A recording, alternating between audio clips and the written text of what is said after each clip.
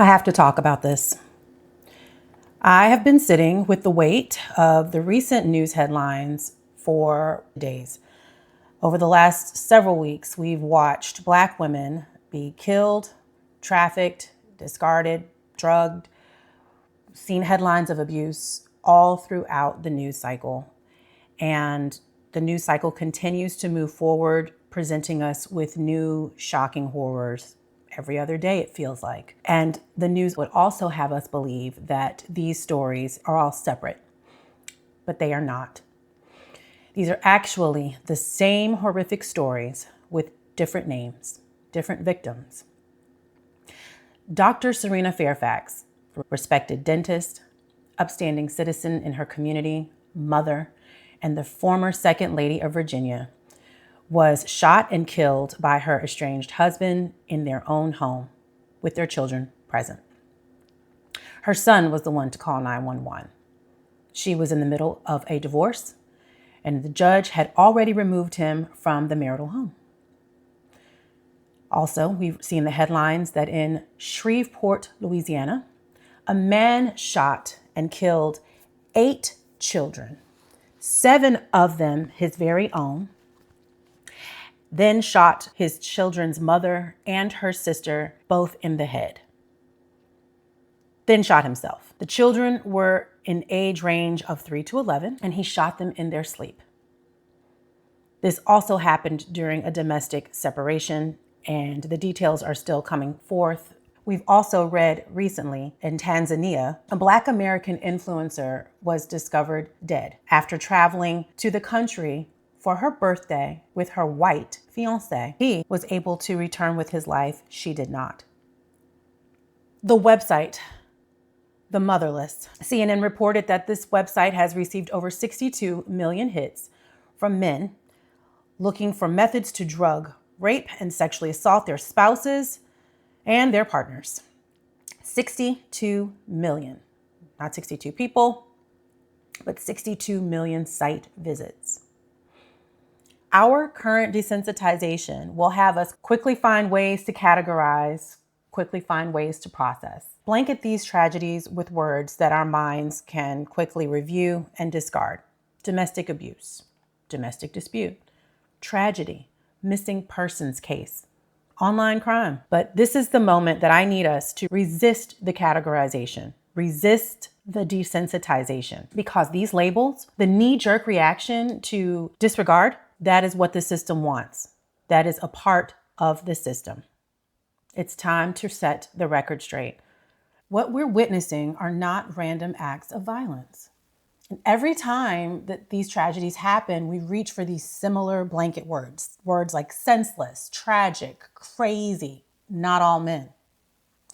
But I need us to stop, because these words are actually doing damage.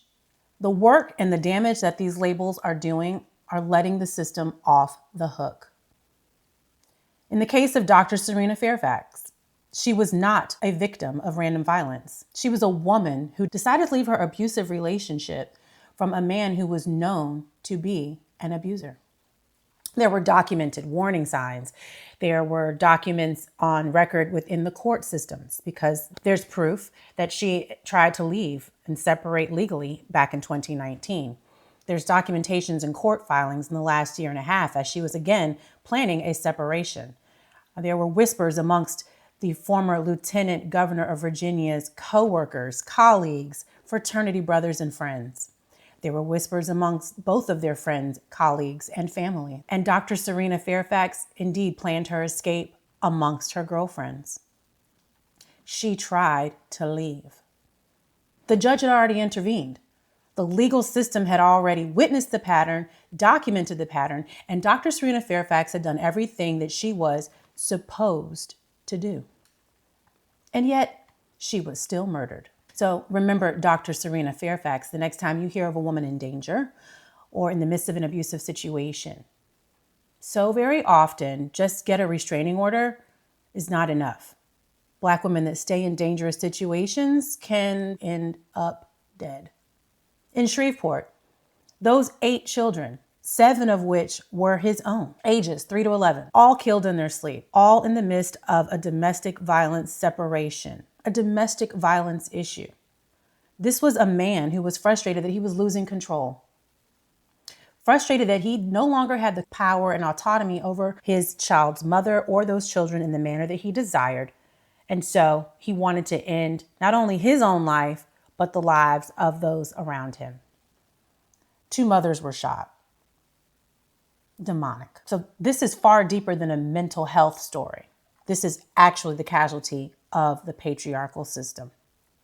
Patriarchy is a gross abuse of power. And a man that can't control his power nor his emotions, can't control his household, he decided to destroy it. In Tanzania, that Black American woman influencer left the country with a white man, and she's no longer alive, but he is. Through photographs and carefully curated social media feeds, it was presumed that the two were happy, that she was living her best soft life, and that being whisked away on her birthday vacation and then being proposed to was supposed to be a highlight, blissfully in love. But the media coverage around her death has been very measured, very calculated, often too balanced. As of today, based on reports, the white man in question was let go.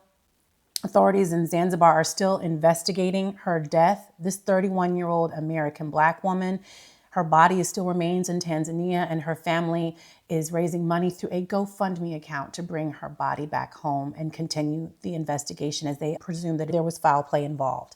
Mind you, that cost to bring that body home is in the tens of thousands of dollars.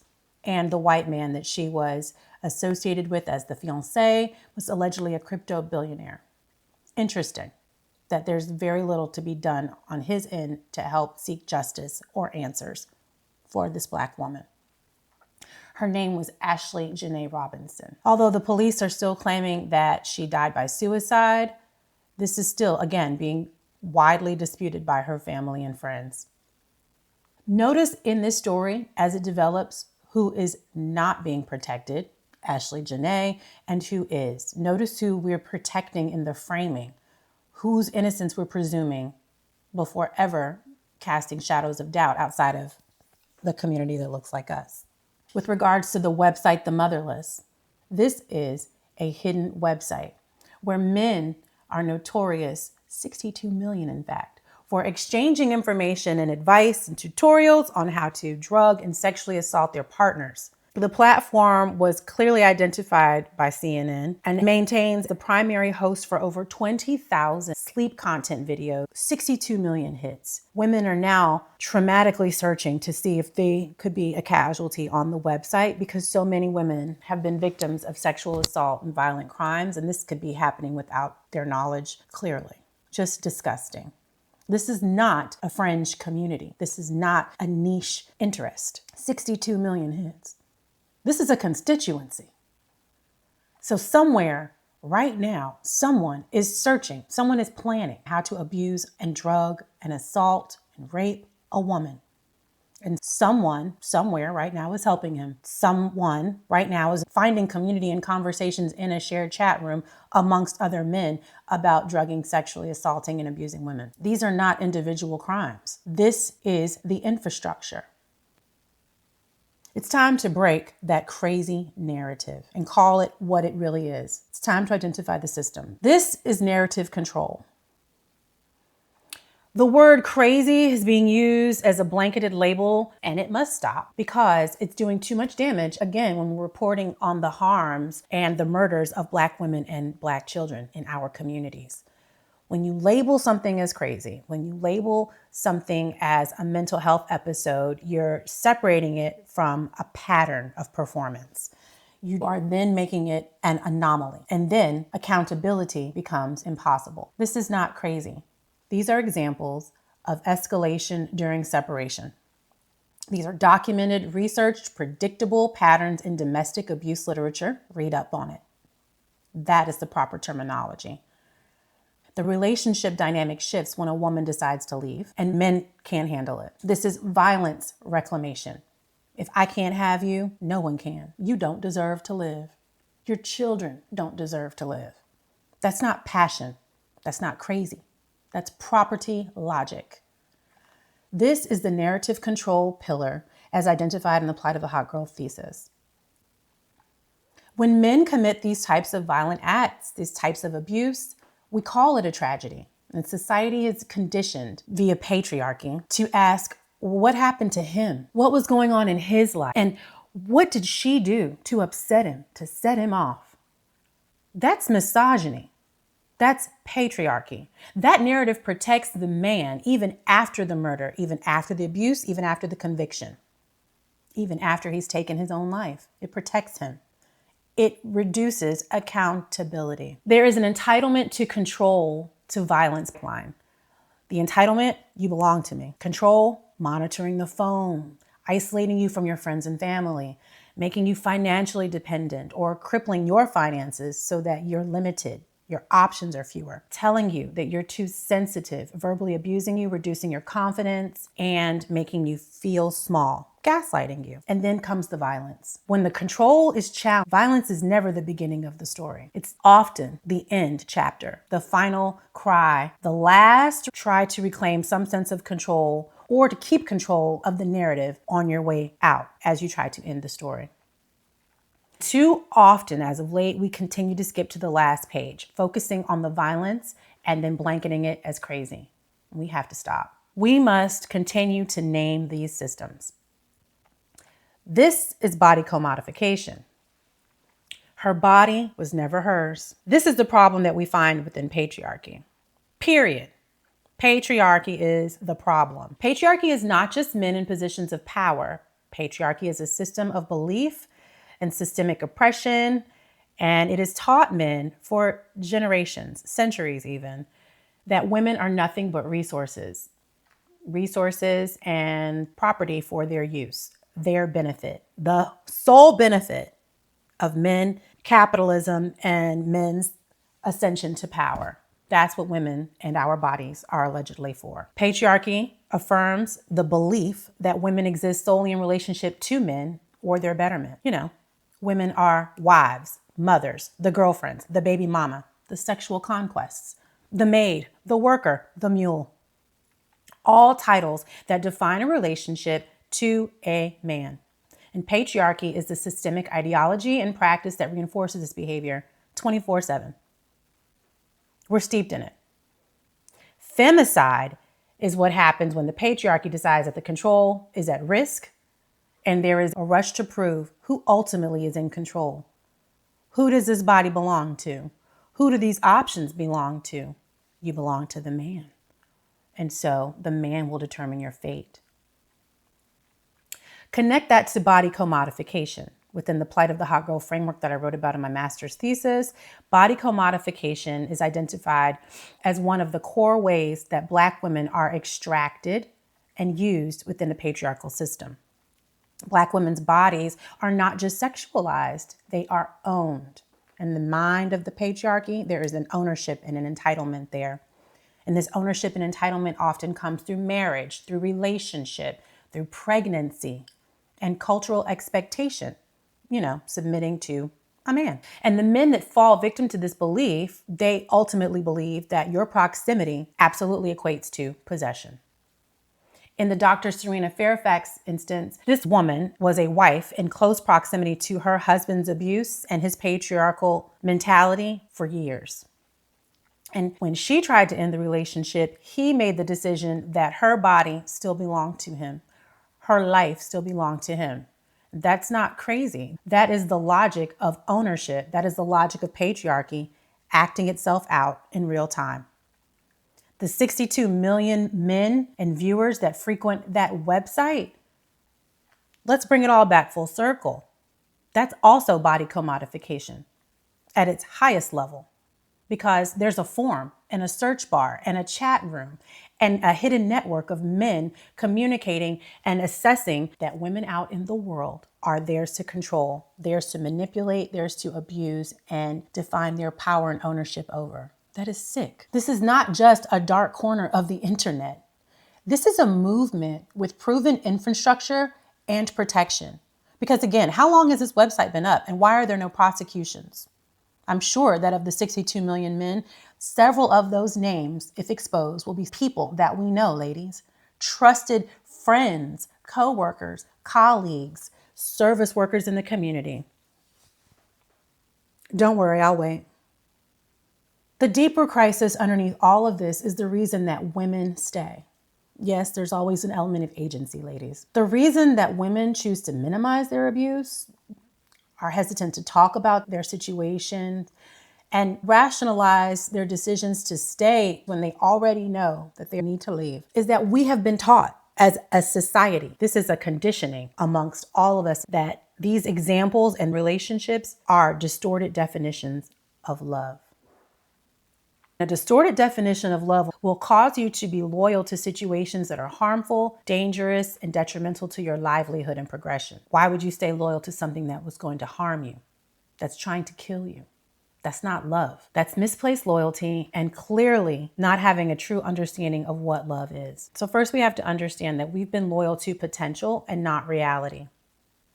Sometimes ladies fall victim to this. He could be better. He was better before. I've seen this version before when we first started dating, so maybe I could get back to that version. You have to be careful to be loyal to potential.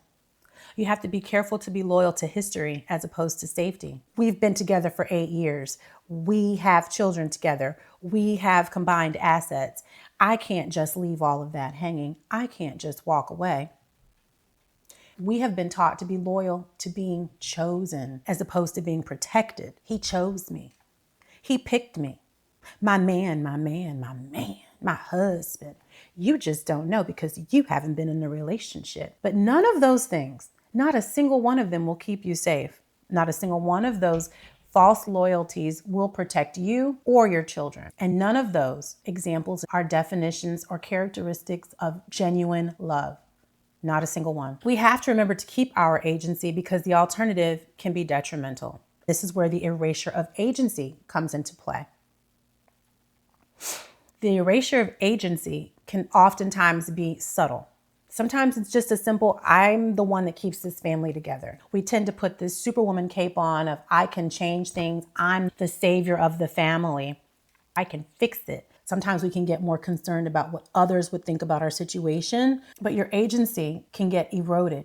Your agency gets taken away the longer you stay in these dangerous situations. Slowly, quietly, and then it starts to scream in the back of your head, the reality that you no longer have any control.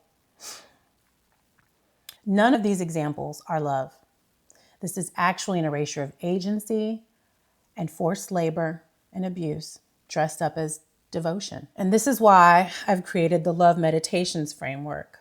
The Love Meditations is the antidote to the falsities of love and speaks directly to the truth through a divine definition of what love truly means.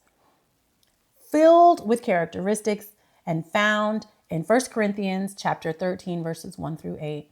That is real love. Love is patient. Love is kind. Love does not envy or boast. It is not arrogant or rude. It does not insist on having its own way. When you get a moment, I want you to read that scripture. Read it thoroughly. Meditate on it, if you will. Love does not insist on having its own way. You could stay right there. That's actually what we do during the Love Meditations. We break down every single aspect of love and its clear definition, principles, and ultimate charge to live a more disciplined life because love takes effort. And what we've seen in these recent tragic stories are men who insist through violence and abuse on having their own way. That is not love. No parts of it. That is the antithesis of love. And unfortunately, so very many of us have never experienced real love or know the definition of real love to decipher clearly when situations are presented to us. And so we fall victim to the foolery. It's proven dangerous. Here's why Black women specifically are ultimately more at risk. This is complicity as survival. In the Black community, we have a propensity to protect the wrong people. Black women, come in. Let's talk. Lean in.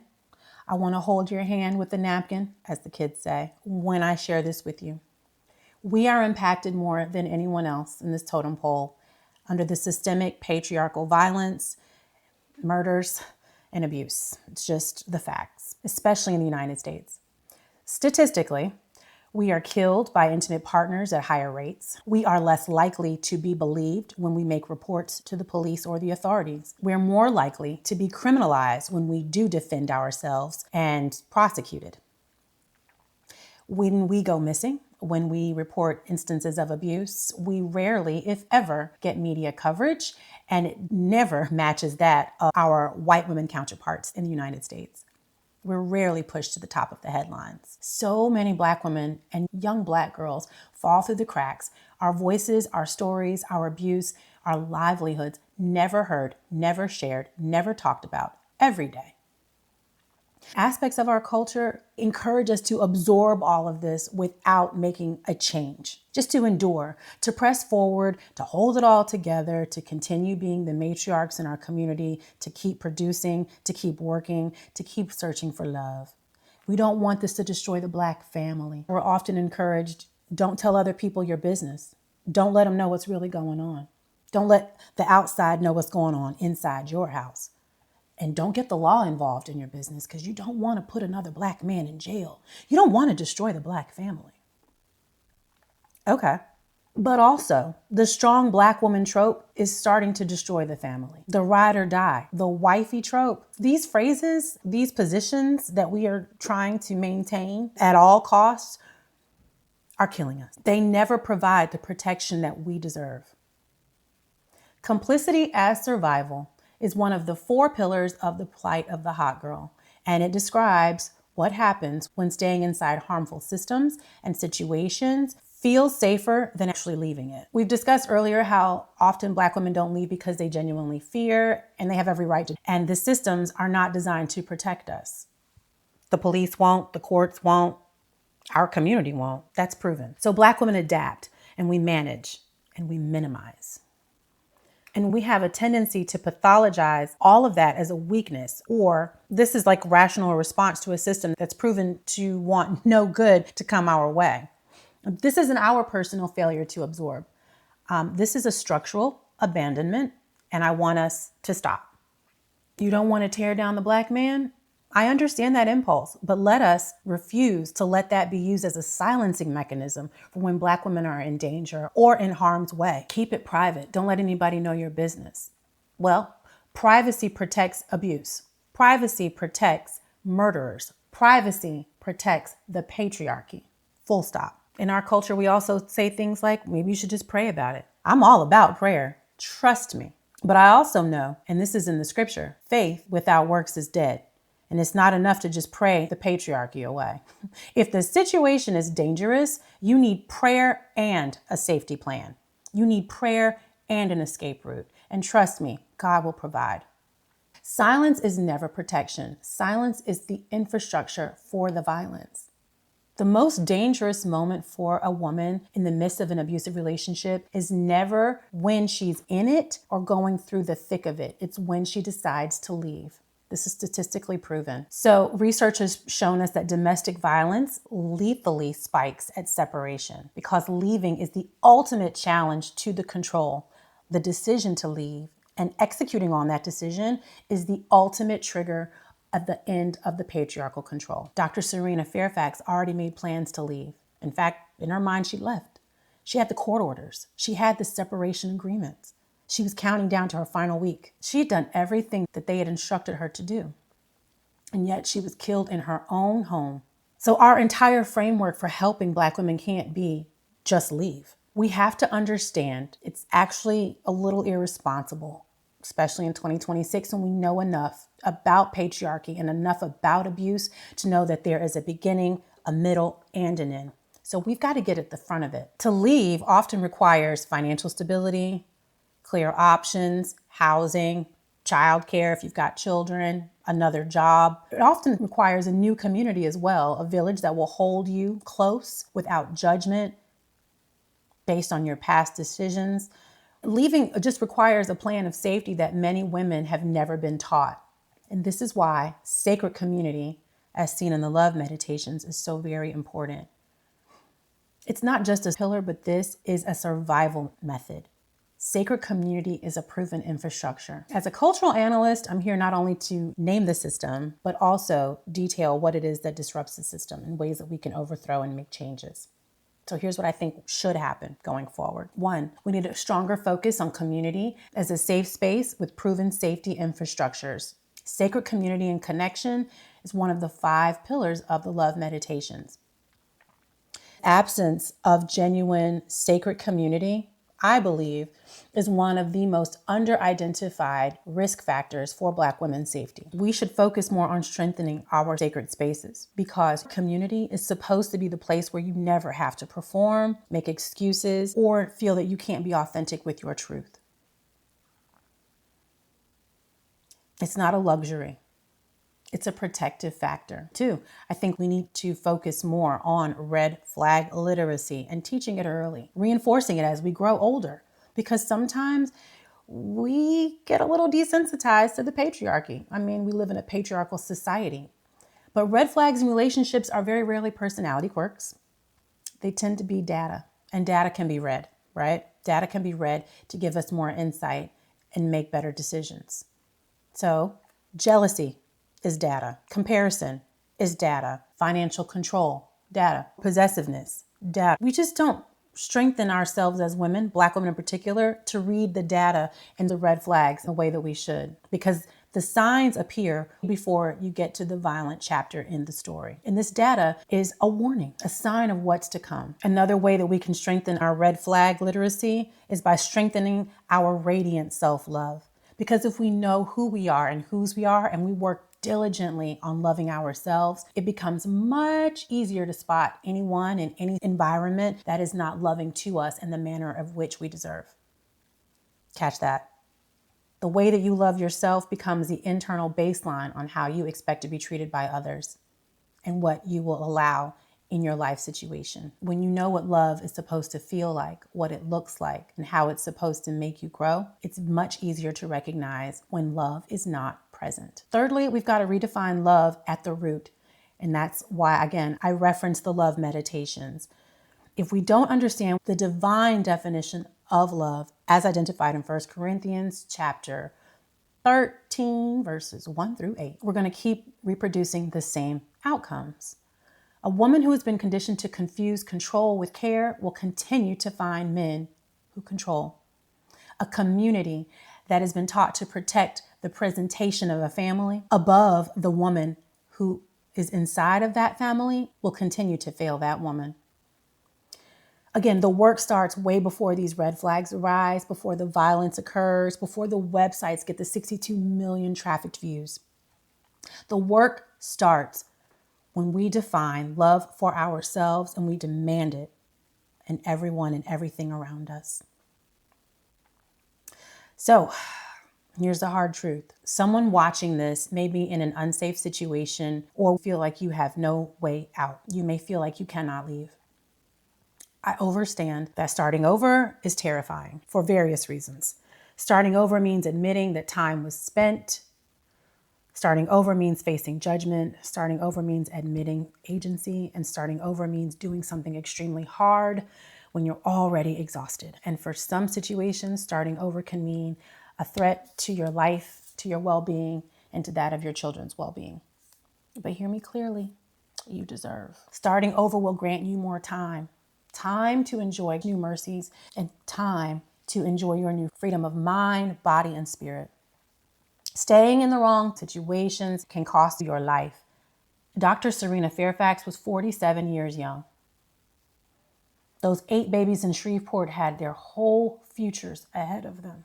They didn't have the option to start over. But if you're watching and this applies to you, you still do.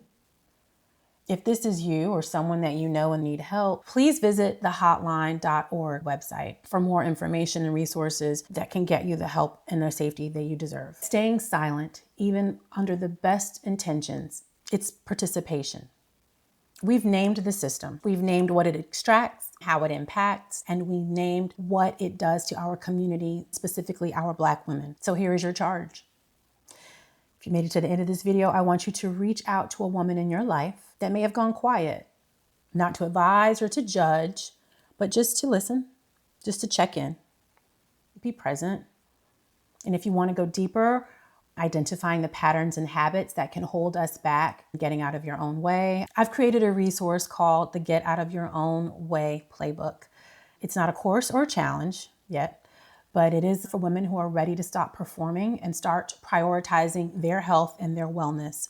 I also lead my love meditations framework because, again, the importance is recognizing the divine self-love God has charged us to take hold of and to share with others. And you truly deserve that. The links are below to learn more information. And again, if there's someone that you know that may need this message or you found this valuable in any way, please share. Black women, we are so important. We are so beautiful and we are so valuable. Remember that you are loved and that you deserve. Until next time, take care of yourselves and each other.